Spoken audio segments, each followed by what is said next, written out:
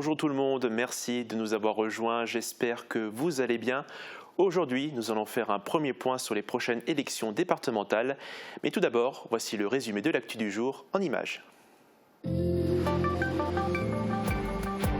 Ce mercredi 5 mai, le préfet a tiré au sort l'ordre d'affichage sur les panneaux électoraux pour les élections départementales. D'ici peu, ils seront vite remplis par les candidats pour débuter la campagne. Au total, on compte 3 binômes pour le canton de Bitche, 3 pour celui de Sarreguemines et 4 pour Sarralbe. Parmi les candidats, les conseillers sortants se représentent tous, mais pas forcément main dans la main. Un air de fête à Herbitzheim. Des forains originaires de la commune ont installé quelques manèges sur le parking du magasin U-Express. L'occasion pour les enfants de s'amuser et pour les forains de travailler, des besoins simples mais qui sont devenus extrêmement rares compte tenu des restrictions appliquées en raison de la crise sanitaire. Les visites virtuelles de biens immobiliers sont de plus en plus courantes depuis le début de la crise sanitaire. L'entreprise Licomeo scanne entièrement les bâtiments à l'aide d'une caméra 3D, ce qui permet aux personnes intéressées par un bien de le visiter sans se déplacer. Ce service permet de trier les clients potentiels. Il est appelé à se développer encore à l'avenir. Les professionnels de l'aide sociale à l'enfance accompagnent les mineurs éloignés de leur famille pour leur sécurité. À l'issue d'une période d'évaluation de 15 jours, une audience a lieu avec les parents chez le juge des enfants et 40% des mineurs peuvent retourner dans leur famille avec des mesures d'accompagnement à domicile. En Moselle, 1850 jeunes sont placés actuellement. Le spooncheck est un objet multi-usage qui permet de s'initier au rythme et qui peut remplacer des instruments de percussion. Il a été inventé par Albert Boutillier, musicien et intervenant musical dans des établissements scolaires. Un financement participatif a été lancé sur le web. Le créateur espère pouvoir lancer son entreprise et fabriquer son invention pour le commercialiser. Le tipi est un habitat traditionnel des Nord-Amérindiens. C'est une tente en forme conique qui fait souvent référence aux Indiens dans l'imaginaire collectif. Eh bien, saviez-vous qu'à Bitche, il existe une entreprise spécialisée dans la location et l'installation de ces immenses tentes? Morane, bonjour, tu n'es pas en Amérique du Nord, mais bien au pays de Bitche. Effectivement Thibaut, bonjour à tous. Je suis à Aspelshit et plus précisément au restaurant Les Amis du Lac. Et comme tu peux le voir, derrière moi, il y a un tipi qui a été fraîchement installé ce matin par la société Event Tipi, donc de Bitche, qui loue et qui installe des tipis pour les professionnels comme pour les particuliers, pour des mariages, des séminaires ou encore des festivals. Il y en a pour tous les goûts. Et ce matin, avec Catherine, on a suivi justement le montage du tipi que tu vois derrière moi. J'en dis pas plus, je vous laisse découvrir tout ça en images. Merci Morane et merci à David qui t'accompagne, on a hâte de découvrir tout ça. Mais tout d'abord, place à l'actualité. Les binômes de candidats aux élections départementales ont découvert leur numéro d'affichage sur les panneaux électoraux. C'est depuis la préfecture de Metz et en ligne que le tirage au sort a été effectué. Ils avaient encore jusqu'à hier pour déposer leur candidature. L'occasion de dévoiler les noms de binômes dans les cantons de Bitche, Sarreguemines et Sarralbe. On fait le point. C'est un tirage au sort officiel pour que tout le monde soit sur le même pied d'égalité. L'objectif est de distribuer un ordre d'affichage sur les panneaux électoraux sans privilégier un binôme de candidats pour les départementales. Mais d'ailleurs, qui se présente dans nos 3 cantons? Pour celui de Bitche, 3 duos ont déposé une demande. On le sait, David Suc et Anne Mazui, conseillers sortants, se séparent mais s'affronteront. Anne Mazui aura à ses côtés Michel Botsung, co-gérant de la ferme de Beauprintemps et président chez les producteurs du pays de Bitche. Le président de la CCPB sera accompagné de Sophie Pastor, présidente de l'association Les Cœurs Éléphants et enseignante de métier. Face à eux, un 3e duo moins connu du paysage politique, composé de Marielle Le Gouern et Fabrice Schaff. 3 duos également pour le canton de Sarreguemines, dont Antoine Lénard, adjoint à la mairie de Wölflin, et Nadine Mouzard, bien ancrée dans le paysage associatif de la cité faïencière et ancienne candidate au municipal, validée par le Parti socialiste. De leur côté, les conseillers sortants Evelyne Tirtion et Jean-Claude Cunat remettent le couvert. Philippe Derleder et Morgane Weber, duo de la liste Rassemblement National, étaient les premiers à annoncer leur candidature. Lui est infirmier et elle, employée de restauration. Enfin, à Sarralbe, 4 couples ont déposé leur candidature. Sous l'étiquette du Rassemblement National, Éric Bauer, conseiller municipal d'opposition à Sarreguemines, et Josiane Marison, conseillère municipale d'opposition à Styrin-Vindel. Dans la course également, le maire de Sarralbe, Pierre-Jean Didiot, qui tente sa chance, accompagné de Laurence Borisiac. La maire de Vousvillers, Sonia Christinelli Frébeuf, se représente, aux côtés cette fois-ci de Romuald Yayaoui, maire de Hélimer. Autre duo, Janine Cotbar, première adjointe à Rémerin-les-Putlanges, et Philippe Renard, maire de la petite commune de Destry. Les élections départementales approchent donc à grands pas. Comment vont-elles se dérouler? Comment seront désignés les vainqueurs? Beaucoup de questions et des réponses qui nous sont données par Christelle Réviaco et Thomas Drouin. Des binômes candidats, des chiffres et au final des élus. Voici comment se déroule le scrutin des départementales. Chaque canton va élire un binôme mixte. Sur les bulletins de vote apparaîtront donc le nom de la femme et de l'homme, candidats, et de leurs remplaçants et remplaçantes. Il y a 27 cantons en Moselle. L'élection va donc permettre de désigner les 54 futurs conseillers départementaux. Il y a 2 tours prévus, mais si à l'issue du premier, l'un des binômes obtient plus de 50% des suffrages exprimés et 25% des électeurs inscrits, c'est gagné pour les 2 candidats du binôme. Ils et elles sont élus. Sinon, un deuxième tour est nécessaire. Peuvent s'y maintenir les 2 binômes arrivés en tête du premier tour, ainsi que les binômes ayant recueilli les voix de plus de 12,5% des électeurs inscrits. À l'issue du second tour, c'est le binôme ayant recueilli le plus de voix qui est élu. Le nouveau conseiller et la nouvelle conseillère sont certes élus ensemble, mais exerceront bien par la suite 2 mandats distincts. Et cette année, les élus sont chanceux puisque leur mandat a été rallongé de 9 mois pour que la prochaine élection départementale ne crée pas un embouteillage d'élections en 2027. Du jargon électoral, on passe au langage amérindien. Saviez-vous que le mot tipi signifie habitation? Elle est composée de longues perches de bois appuyées les unes sur les autres, puis recouvertes de peaux d'animaux qui forment un cône. Ce matin, la société Eventipi de Beach en a installé un à Aspelshit, sans peau de bête évidemment. Morane Grandcola et Catherine Henrich ont pu suivre le chantier. Regardez. 7 mètres de haut pour 13 mètres de large. Voici le Stratus, un tipi pouvant accueillir jusqu'à 140 personnes debout et 128 personnes assises par table de 8. Ce matin, c'est la société Eventipi de Beach qui s'occupe d'installer le Stratus sur la terrasse du restaurant Les Amis du Lac. Alors là ça va, on a de la chance parce qu'il n'a pas plu, donc on est content. Il commence à pleuvoir là un petit peu, mais pour le moment ça va, on a fait le plus compliqué. On va dire que le plus technique c'est de mettre la toile, donc c'est ce qu'on vient de faire.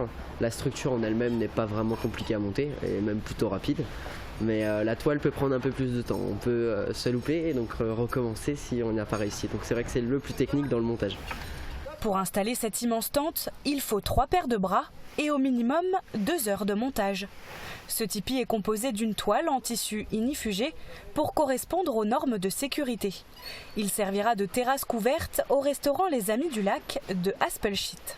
Écoutez, avec le déconfinement qui s'annonce et puis les quelques semaines où on pourra utiliser uniquement l'extérieur, on a décidé d'agrandir un petit peu notre terrasse tout en ayant quelque chose d'un petit peu hors du commun, entre guillemets, qui attirera aussi un petit peu de monde. Voilà, on est assez porté sur la nature, sur le bois, sur les choses un peu authentiques, un peu sympa. Donc voilà, avec nos hébergements tout en bois, le tipi a plutôt bien sa place dans un cadre comme le nôtre. Le tipi est enfin monté, il permettra aux visiteurs, lors de la réouverture, de profiter d'un verre en terrasse avec vue sur le lac. Pourquoi le tipi séduit-il de plus en plus? Comment se porte actuellement le marché? Morane Grandcola s'est entretenu avec le gérant de la société Eventipi. On l'écoute. Bonjour Alain Heidt. Bonjour. Alors dites-moi, quel est l'avantage d'un tipi? Un tipi, déjà si on en a besoin, c'est qu'on a besoin de se protéger. Donc un tipi, ça protège. Alors l'avantage d'un grand tipi comme je l'ai fait derrière vous, c'est de pouvoir l'utiliser en événementiel. Et l'avantage du tipi de randonnée que je peux faire, c'est de pouvoir faire un petit feu même dans un tipi tout petit. Sur votre site internet, il y a une galerie où on peut voir plein de photos de mariages, de festivals. Est-ce que le tipi, c'est un peu une nouvelle tendance? Alors une nouvelle tendance, donc j'ai importé ces tipis depuis 2006, donc j'en suis l'initiateur. Ces tipis sont des tipis événementiels, ceux qu'on a derrière nous, grosses perches, qu'on peut les connecter. Effectivement, il y a une tendance aujourd'hui dans le domaine de l'écologie. Les festivals de plus en plus veulent avoir de moins en moins d'impact, donc utilisent des matériaux nobles comme le bois, le coton, etc. Et de moins en moins le plastique, etc. Donc effectivement, il y a un peu un move porteur actuellement à ce niveau-là. Donc vous avez créé la société Eventipi en 2004. Là, en pleine crise sanitaire, comment se porte le marché ? Bah écoutez, en pleine crise sanitaire 2020, rien du tout. Hein. On a tous été évidemment choqués de ce qui nous est arrivé. 2021, là, ça se débloque, les demandes sont là. Que vous dire ? Est-ce que c'est possible ou pas ? J'en sais rien. Parce qu'on ne sait toujours pas si les mariages sont tolérés. On ne sait toujours pas si les communes peuvent faire des fêtes, si vous voulez. Quelle sera la jauge ? Quels seront les protocoles sanitaires ? En fait, nous, on est prêts et on fera ce qu'on pourra. Très bien, merci beaucoup Alain, et puis on a hâte de découvrir tout ça. Merci à vous. Si vous souhaitez visiter l'intérieur d'un tipi, il vous faut un rapide coup d'œil, mais pour nos habitations actuelles, il nous faut un peu plus de temps. Comment faire pour faciliter les visites de biens lorsqu'on est en pleine crise sanitaire? Comment moderniser le métier d'agent immobilier? Eh bien en misant sur les visites entièrement virtualisées. C'est ce que propose la société mosellane Lycoméo. Anne-Sophie Gross nous en fait découvrir le concept. Ce drôle de boîtier, c'est une caméra 360 degrés. Un outil de numérisation en 3 dimensions dont se servent Kevin et Pierre pour réaliser des modélisations de biens immobiliers. Chaque point, c'est une vue 360, donc ça scanne toute la pièce, du sol au plafond. En 2-3 heures de temps, les 2 créateurs de l'entreprise Lycoméo vont entièrement scanner cette bâtisse d'un peu plus de 200 mètres carrés, un service qu'ils proposent depuis 1 an et demi et qui est de plus en plus demandé, notamment depuis le début de la crise sanitaire. On va se dire qu'aujourd'hui, une famille qui va vendre son bien, qui a des enfants, etc., n'a pas envie forcément de voir débouler une trentaine de personnes à la maison pour venir visiter le bien. Là, l'idée, c'est qu'ils vont dans un premier temps voir la visite depuis chez eux. Et là, après, seulement s'ils sont vraiment intéressés pour aller sur place, voir la maison. Donc ça fait déjà un énorme tri sur cette première partie. Et sur place, on va voir que quelques personnes qui vont venir visiter le bien. En cette période, vis-à-vis du virus, c'est vrai que c'est quelque chose qui est très demandé parce que ça réduit aussi les risques. Au départ, ce service avait été pensé pour promouvoir les commerces et les restaurants, mais très vite, ils se sont rendus compte que l'immobilier était un secteur porteur. Au niveau du secteur, il n'y avait pas énormément d'agences qui faisaient de la visite virtuelle. Donc c'est quelque chose qu'on met en place, donc on essaye de développer aussi bien pour l'immobilier et pour tout ce qui est musée. On le voit maintenant avec tout ce qu'on fait à distance. Donc là, on peut avoir un musée en visite virtuelle. Donc on peut le décliner dans pas mal de domaines. Donc c'est quelque chose qui a de l'avenir pour notre société. Et ce n'est pas Christophe Borbiconi qui dira le contraire. À la tête de sa propre agence immobilière, il a été l'un des premiers à faire appel à Lycoméo. Et pour lui, ce type de service tend à se développer encore davantage dans l'immobilier. Du fait qu'il y a eu la pandémie, il y a eu beaucoup de choses de changées par rapport à ça. Donc ce qui fait que effectivement, c'est un élément qui sera de plus en plus demandé. C'est un peu l'agence 2.0, la société 2.0, donc on va vers ça. Et ça, c'est un outil qui fait partie un peu de cette évolution. Sur un bien immobilier, quand on s'engage sur 500, 600, 700 000 euros, il y a un moment donné, on veut venir voir quand même. Mais ça permet effectivement d'avoir un premier contact, déjà de se projeter. Et ça, c'est important dans l'immobilier parce que le fait de se projeter dans une maison, ça veut dire qu'on est quasiment dedans. Se projeter en arpentant les couloirs de sa maison de manière virtuelle, bien mieux que de simples photos. C'est un plus pour les acheteurs et pour les vendeurs, mais aussi pour l'agence, car ce type de service est une manière de se démarquer des autres et d'attirer de nouveaux clients. On retrouve dès à présent les prévisions météo de Sandrine. Au programme juste après, nous parlerons de l'aide sociale à l'enfance, des forains et d'un instrument assez insolite. A tout de suite. La météo vous est présentée par le Crédit Mutuel. Une banque qui appartient à ses clients, ça change tout. Protégez et mettez en lumière votre maison avec toutes les nuances de crépi proposées par Moderabitat.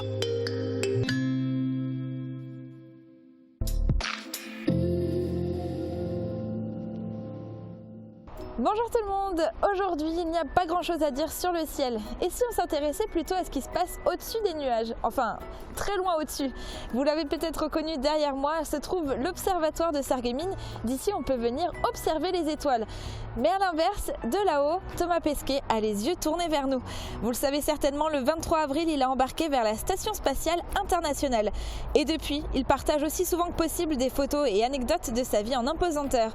Leurs habitudes, les moments spéciaux et festifs positifs, mais également des images à couper le souffle, comme le retour sur Terre de l'équipe Crew One ou encore une aurore boréale photographiée depuis l'espace, et d'autres paysages plus familiers, comme cette silhouette de la France.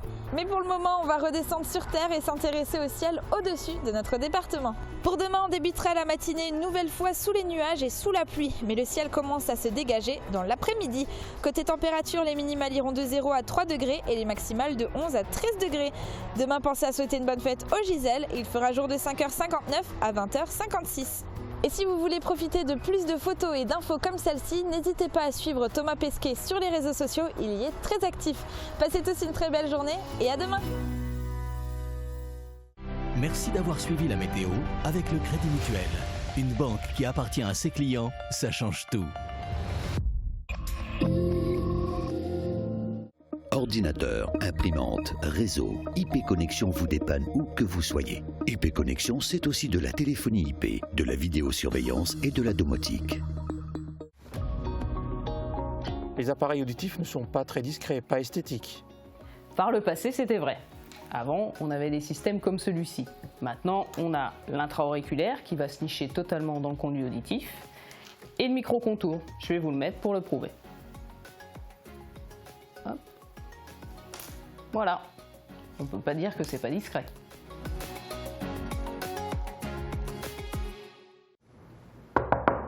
Allez Lucas, ouvre-moi s'il te plaît. Non, arrête d'insister. Allez, laisse-moi entrer, juste 2 minutes. On en a déjà parlé, arrête. Ça sert à rien. On n'aurait pas dû prendre cette décision. On peut juste en discuter, tu me manques trop. Non, c'est mieux comme ça pour tous les deux. Vas-y, maintenant pars, s'il te plaît. Ok, c'est bon, laisse tomber. Waouh, t'as pas craqué, bravo mon bébé, je suis trop fière de toi. Plus que 2 jours. Je t'aime. Cas contact ou positif, l'important, c'est de s'isoler vraiment. S'isoler, le geste qui peut tous nous protéger. Besoin d'aide pendant l'isolement? Appelez le 0800 130 000.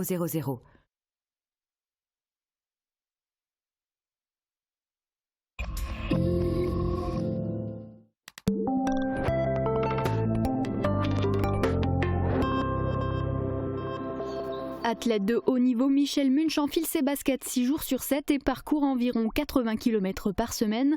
Ses pieds sont mis à rude épreuve et comme bien souvent chez les coureurs à pied, il a développé une tendinite. Pour limiter la douleur, il a décidé de s'équiper de semelles orthopédiques sur mesure. Chez AVS Médical, Melvina, orthopédiste diplômée d'État, lui fait passer un bilan podologique, un examen complet qui permet de comprendre les spécificités du pied et les besoins du patient. Ce qui est intéressant à regarder lors du bilan podologique, c'est le déroulé du pas, surtout pour les sportifs. Et sur la plateforme, on peut vraiment prendre le déroulé du pas, voir si la personne elle attaque avec le pied comme il faut et elle déroule correctement. Ça, c'est très important pour la foulée. Et après, on le fait monter en fait sur un podoscope. Donc c'est cette sorte de miroir à reflet vert. Et on voit aussi l'appui de la personne. Melvina procède ensuite à une prise d'empreinte pour pouvoir fabriquer la semelle personnalisée. Dans son atelier, elle utilise différents matériaux en fonction des corrections à apporter. Si j'ai quelqu'un qui a un appui sous un orteil qui a très mal, on va décharger cette partie-là, mettre de l'amorti, quelque chose en mousse de plus souple. On regarde aussi s'il faut corriger une position, que ce soit la position des chevilles ou des pieds, des genoux, etc. Donc vraiment, on va fabriquer la semelle à partir de ce qu'on a vu lors du bilan. Les semelles sont chauffées et moulées au pied du patient qui repart avec ses semelles sur mesure. On retrouve Michel Munch quelques jours plus tard lors de sa préparation aux 1500 mètres, une discipline qu'il prépare en vue des championnats d'Europe en Pologne au mois de juin. Et ces nouvelles semelles ont largement amélioré ses performances. Comme sportif de haut niveau, on ne peut pas se permettre d'être blessé pendant 2-3 mois, c'est presque pas possible. Donc pour moi, c'était vraiment très très important de m'équiper au niveau semelle et vraiment fait par des grands professionnels qui sont AVS Santé. Et franchement, je suis super confortable dedans. Et puis franchement, je commence déjà à sentir moins la douleur. Franchement, c'est top. De meilleures semelles pour de meilleurs entraînements qui lui permettront à coup sûr de briller aux Jeux paralympiques de Tokyo en août prochain. Sportif ou non, vous pouvez vous aussi prendre un rendez-vous avec les orthopédistes d'AVS Médical et profiter de semelles qui vous correspondent. Vous pourrez aussi vous offrir une paire de chaussures thérapeutiques ou de confort parmi la gamme disponible dans les centres de santé AVS à Sarreguemines et à Morsbach.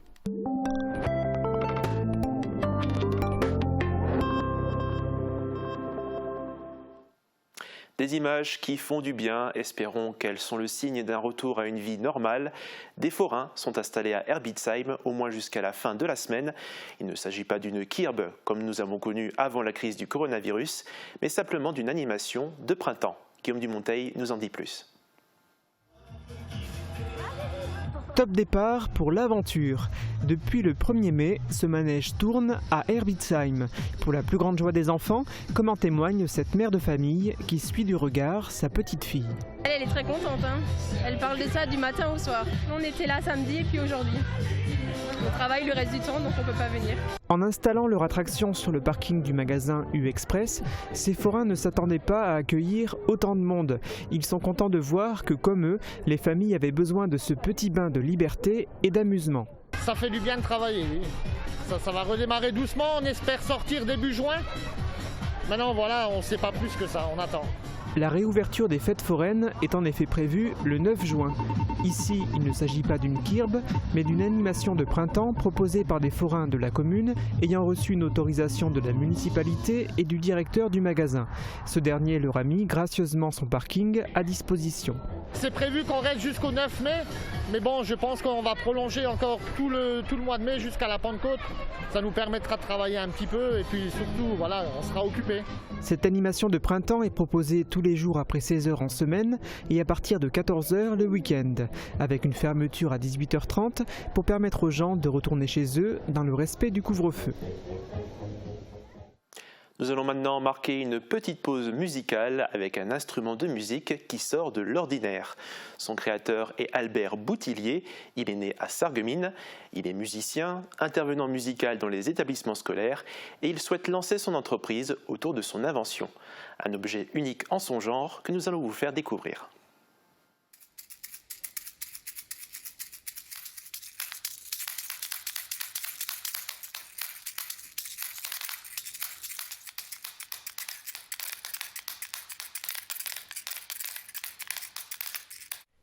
Voici le Spoon Shake, un objet multi-usage qui permet de s'initier au rythme.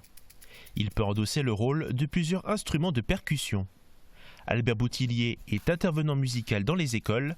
Durant l'un de ses ateliers sur le thème d'une recette de cuisine musicale, l'inspiration est venue. Et donc j'ai eu cette idée de prendre ce qu'on appelle les cuillères un peu canadiennes, donc les cuillères en bois, et nous de faire construire cet instrument-là en refermant les cuillères, en y mettant des billes à l'intérieur pour pouvoir découper les carottes, ou pour pouvoir mettre du sel, faire de la friture et faire toute une partition musicale à partir de ça. La fabrication s'est faite avec les élèves et cela a si bien fonctionné qu'il a décidé de passer à l'étape suivante. Il a lancé une campagne de financement participatif sur le web pour faire évoluer son projet. Le succès est au rendez-vous, l'objectif a été dépassé. Albert Boutillier souhaite aller plus loin pour disposer de tous les moules nécessaires à la fabrication du Spoon Shake et lancer son entreprise. On va travailler avec des entreprises locales, des entreprises comme SLIP, donc la société lorraine d'injection plastique qui se trouve à Götzenbrück. Travailler avec la pépinière d'entreprise Interface, avec Eurodev, ici à Forbach. La pépinière offre un soutien économique à son projet. La société Plastinov, quant à elle, apporte un accompagnement technique avec la production des prototypes. Il reste encore du chemin à parcourir pour le Spoon Shake, avant qu'il ne puisse arriver dans nos mains. Eux, ils ont le quotidien de jeunes enfants entre leurs mains. En Moselle, 430 agents de l'aide sociale à l'enfance accompagnent au quotidien 1850 mineurs placés, un chiffre en hausse depuis plusieurs mois. Pour accompagner au mieux ces jeunes en détresse, le département diversifie ses modes d'accueil et d'accompagnement pour préserver au maximum les liens familiaux. Fanny Bragard nous dévoile les contours de l'ASE, une institution méconnue au service des plus fragiles. Derrière cette porte séjourne une quinzaine d'enfants de 3 à 8 ans, tous confiés à l'aide sociale à l'enfance. Éloignés de leur famille pour leur sécurité, ils vivent une déchirure que les professionnels tentent d'adoucir par leur présence quotidienne. Comme la petite Tiffaine, en Moselle, 1850 mineurs font l'objet d'une mesure de placement au sein du centre départemental de l'enfance. Donc les 15 jours qui vont suivre, une audience chez le juge des enfants va avoir lieu avec les parents, avec les services du département de l'aide sociale à l'enfance et les services du CDE qui ont travaillé durant cette période-là sur l'observation des compétences parentales, la qualité des liens d'attachement. Et durant cette audience, le magistrat éclairé des observations, mais aussi éclairé de la position des parents, va prendre une décision. À l'issue de cette période d'évaluation, dans 40% des cas, la situation s'est apaisée et le jeune peut retourner dans sa famille avec des mesures d'accompagnement à domicile. Mais pour 6 enfants sur 10, le placement est prolongé, une rupture parfois traumatique. Lorsque on leur demande, et toi tu sais pourquoi tu es placé, ou là ils peuvent exprimer effectivement une culpabilité et c'est à nous bien sûr de les rassurer au quotidien en leur verbalisant. Je pense que voilà, on peut très bien mettre des mots sur ce qu'ils vivent. Malgré le fait que ce soit des enfants, je pense qu'il faut être clair et transparent afin qu'ils puissent comprendre leur situation. Un discours de vérité qui apporte aux enfants la stabilité affective dont ils ont besoin pour se reconstruire, d'autant plus que les confinements successifs ont créé des cocottes minutes dans des familles vulnérables. Ma maman, elle avait un problème et mes parents, ils n'arrivaient pas à m'occuper de mes 2 frères et moi. Avec pour leitmotiv désamorcer et rassurer, les 430 professionnels de l'enfance du département veillent au quotidien sur leurs jeunes protégés. Au-delà des tâches ménagères, depuis 28 ans, c'est toute son âme qu'Anne-Marie met au service des enfants. Le rôle de maîtresse de maison, c'est un rôle de deuxième maman. On fait partie de la vie de l'enfant. Du matin, du lever jusqu'au départ d'école. Il rentre à midi comme nous, notre enfant peut rentrer. Parfois, c'est enrichissant parce que l'enfant, il va venir peut-être se confier à nous et nous dire des choses qu'il ne va pas forcément dire à un éducateur ou à quelqu'un d'autre. Dans l'attente d'une place en famille d'accueil ou dans l'une des 17 maisons d'enfants à caractère social de Moselle, les jeunes séjournent en moyenne 8 mois et 2 jours au sein du CDE.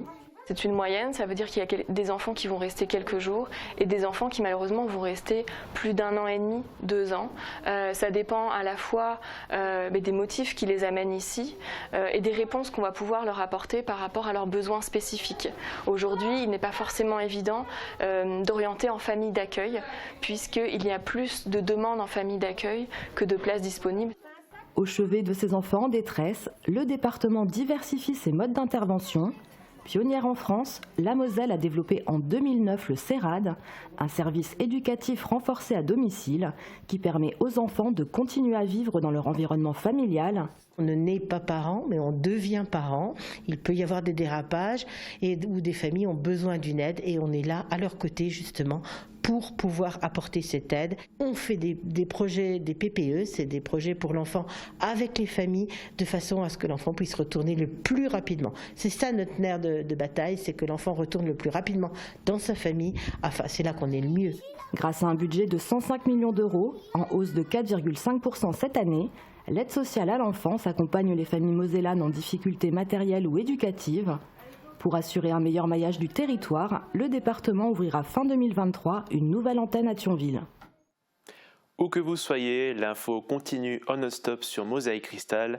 Vous pourrez aussi revoir cette émission et les sujets sur notre page Facebook ou notre site internet. Moi, je vous dis à très bientôt et d'ici là, prenez soin de vous.